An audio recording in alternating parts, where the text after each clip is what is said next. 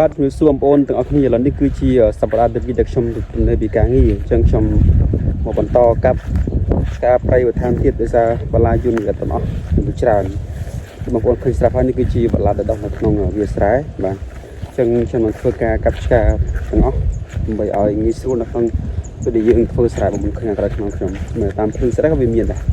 ហើយនៅតាមវាលស្រែនេះ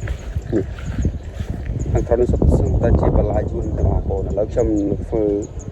បង្ហាញជូនបងប្អូនតើតងជួយសកម្មភាពដែលខ្ញុំកាប់ឆ្ការបន្តិចទៀតនេះបាទឥឡូវតាមដានជាមួយខ្ញុំអស់បងប្អូនឥឡូវនេះបលាអូច្រើនទេមុតឈឺណា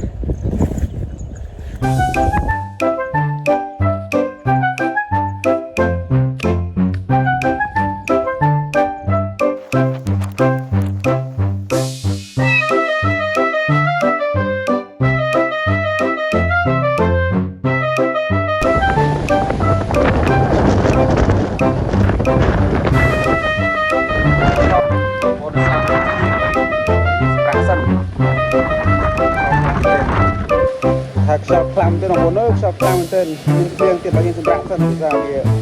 ถอดการจิตบางคนเราเป็นชอบคลำมันเต้น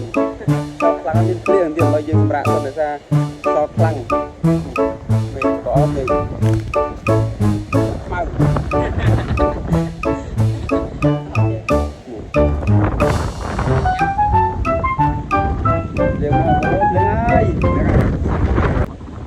คนสามเลี้ยงเรายึดตัวแต่เป็นไงเนี่ยเลี้ยงง่ายเลี้ยงจ้ะยังยืนตัวแต่เรายืดการได้ฟาดจังเฟสกัด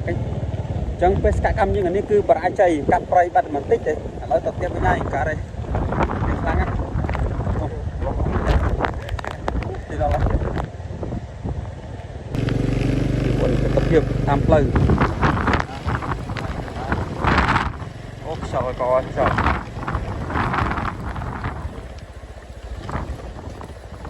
liền ơi